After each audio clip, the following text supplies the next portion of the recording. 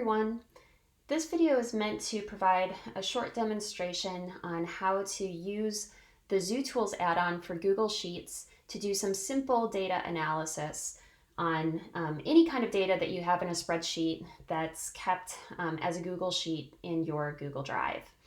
So this previous week, you should have already prepared by doing a few preliminary activities that will prepare you for what you need to do this week. I'm going to scroll back up in Moodle just to remind you of where that was. There was an in-lab activity, which hopefully you started in real time, but virtually joining along and completing either with Mr. Willard or myself. And that was due through Moodle by Friday, March 27th. So if you completed that, then you should be fully prepared for what I'm going to show you next. You will have completed the class survey, also have installed the ZooTools for your Google Sheets, and also classified some galaxies in Galaxy Zoo so that you have some data to play around with today. So presuming that you've done all those things, then you should be able to follow along with the steps moving forward. So the activity that this will prep you to be able to do is shown here, this lab activity 1 and activity number 2. Please do those in order. It will make much more sense if you do. In order to show you a demonstration of how the ZooTools work, I'm going to link to the class survey data, which is shown here. And actually, you'll see a slightly different data set when you click on this. I'm recording this a week ago using old data from last year's class. So to see the data that belongs to your class, that will show up in time for you to follow along with this activity. But it will look a little different than what you're seeing right here on the video. So just please be aware. So this link will take you to a spreadsheet which has data, all of the survey responses combined in a single spreadsheet, where each line, each row in the spreadsheet are the answers that you or another classmate provided for the survey. So every row is one person's answers.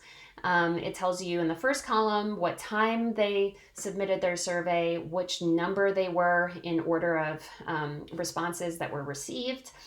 Other things like the hometown latitude, hometown longitude, cat as their pet preference, their preferred mode of transportation to getting to high school was a car. They're a Tar Heels fan. They prefer vinegar-based barbecue sauce. And over here is something that you didn't actually fill out in your survey. It's the distance from this person's hometown to UNCA. So this is something that I've actually compiled after the fact. So I downloaded all the responses from the surveys, and then I calculated this. If you click on the cell, you can actually see that an equation has been used to calculate the difference in position between the hometown coordinates that this user provided and the coordinates of UNCA on the globe.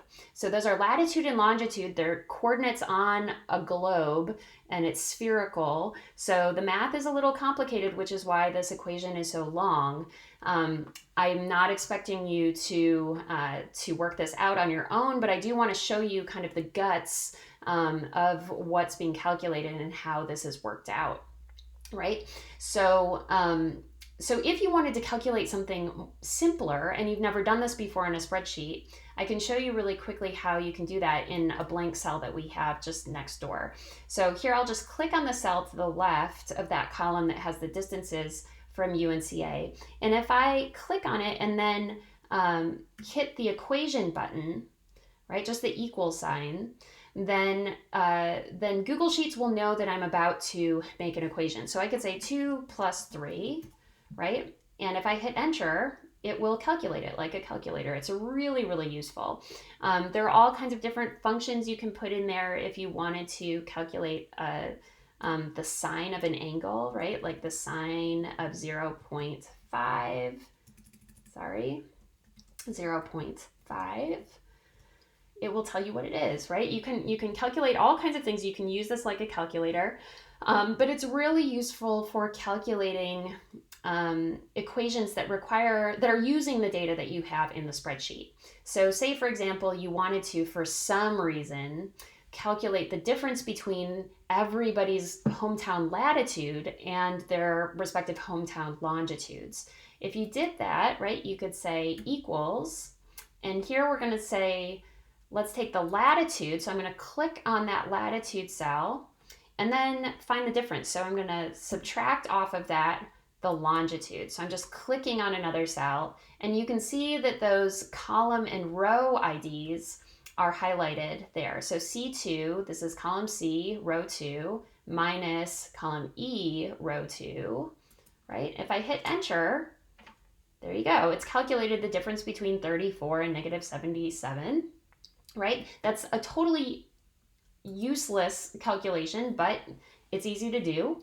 If you wanted to do that for everyone on the page, you can just mouse over this little square in the lower right-hand corner and drag it, and you would find that it will copy that equation for every row that you highlight by dragging it down. Now, if you have many, many rows, like when you start dealing with the galaxy data, there are going to be thousands of rows. So you don't actually want to spend your whole day scrolling down, pulling that corner to the end of your spreadsheet. So there's a trick. You can double click. If you mouse over that square and double click, oops, I've done it wrong. Double click, you can fill in all of the rows with that same equation all the way down to the bottom. So that's a really nice trick that you'll be able to use going forward. Now, if you have found that you cannot copy or do anything on the spreadsheet that you're playing around with right now, that's because you can't edit the link that's provided. So what I'm going to ask you to do is make a copy of it.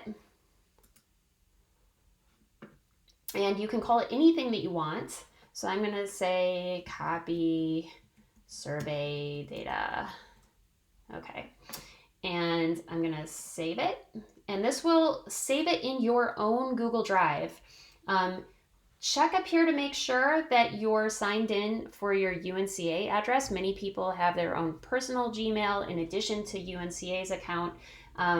Whichever one you're using, make sure that you've installed your Google Sheets ZooTools add-on in that account, right? And you can check by going to your add-ons menu and look for that ZooTools for Google Sheets. And if it's there, you're good. If not, you're going to have to go back a step and install it in the account that you prefer to use.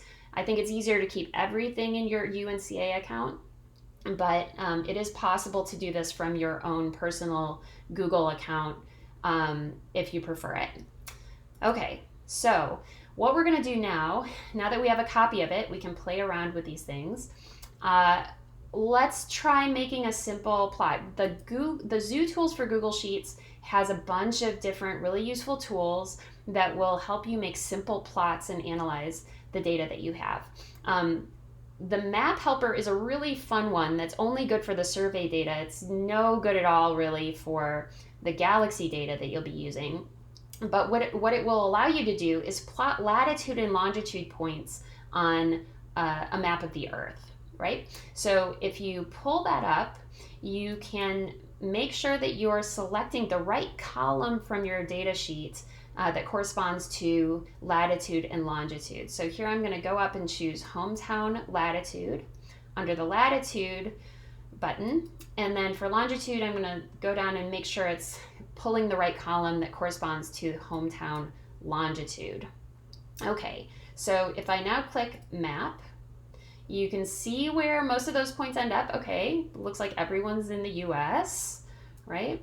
You can scroll in a little bit and see exactly where people are located. Again, this is going to look a little different for you if you're using this year's class data and not last year's. But this is where last year's students were located in the Astronomy 103 class.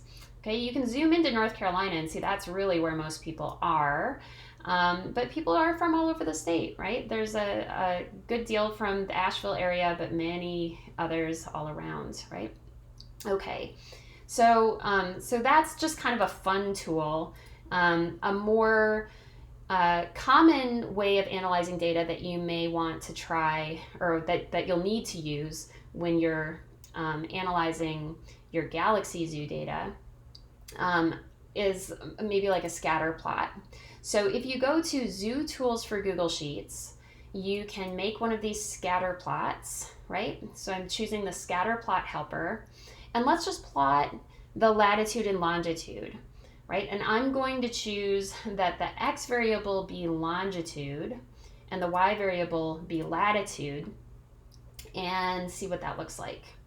This will make kind of a rectangular version of that map, where it's just showing the coordinates and it's not mapping it onto the globe where you can see all the continents and other features. Okay, so you can see a miniature version of it here. If you send it to the sheet, right, this will make a copy that shows up down here in another tab where you're keeping charts, right? You can always go back to your data or keep your charts separately. And I think this is nice because it doesn't make things so busy. It doesn't have the charts laying on top of your data if you need to be able to see both. Okay, so this chart is showing you longitude on the y-axis and latitude on the, longitude on the x-axis and latitude on the y-axis. Now, I don't really like that it defaults to not plotting the y-axis, so I'm going to change that. I think if I click here, I can edit the chart and go to chart axes and titles, and let me see here. If I go to vertical axis, right, then I can say hometown latitude, town latitude, okay? And if I hit enter, that will nicely put the hometown latitude there. And now we have both axes nicely labeled. What I also don't like about this chart is that there's lots of white space, right? So if you want to change that, then you can go to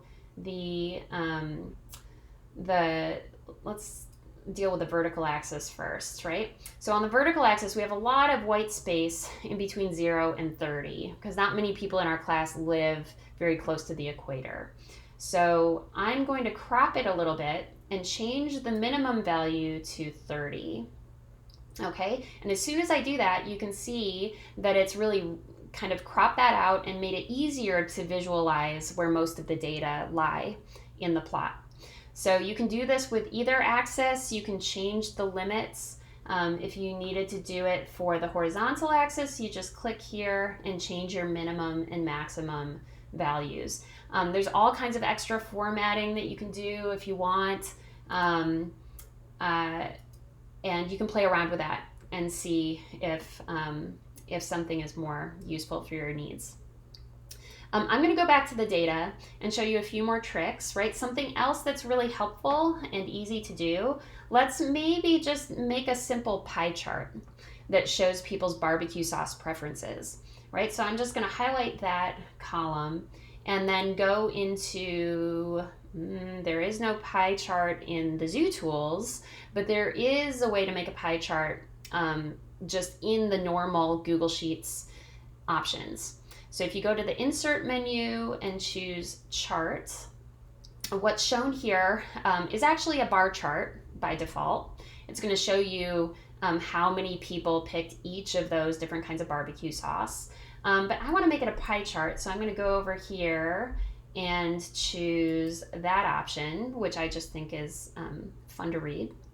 Right? So here you have a pie chart showing your different options and what fraction of all of the responses chose that kind of sauce.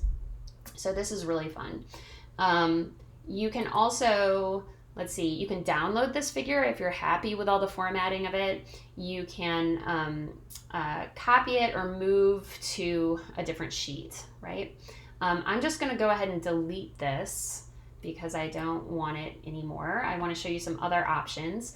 A really useful thing that you'll probably want to do in your analysis is to make a histogram to show the distribution of values for some particular column of data. So let's look at the distance from UNCA for a start. So usually I think it's interesting to look at a histogram of the data, right, to see what the distribution looks like in terms of kind of how far people are away from campus. So again, I'm going to choose chart, but this column chart isn't really that helpful. What I prefer is down here in the others, and a histogram chart is what I want to choose. So a histogram chart is going to kind of take bins of distances and count up how many people fall into each of those bins. And here you can really see what the distribution looks like. Very few people live very far away from UNCA. It's peaked kind of around somewhere in between 130 and 260 miles from UNCA. And I think this is a really, really useful way of visualizing the data, just to see where the majority of the points lie. Okay, what are outliers and what are really common ranges for the data.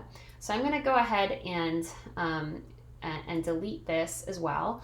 Hopefully this will work this time. I've been having trouble with this for some reason, but the summary stats helper can be very useful as well. So I'm going to try this in the ZooTools menu to do a summary stats. And what I want to do is select the distance from UNCA and calculate summary stats. So it's going to do kind of the simple statistic calculations that would tell you a lot about the distribution of the data in a quantitative way, saying what the average value is, what the standard deviation of the data is, meaning how broadly is it spread out around the average value, and other metrics. So hopefully this will work. If this doesn't work for you, sometimes it's helpful to refresh the data. So I'm going to go ahead and refresh the data, refresh it, and choose again distance from UNCA and calculate that. And hopefully it works. If not, I'm going to have to make another video showing you how to calculate these things because they're important. Let's just give it one more second and see if it works. Possibly not. Okay. I will come back to this then. Let me just close this for now. I want to show you one more thing.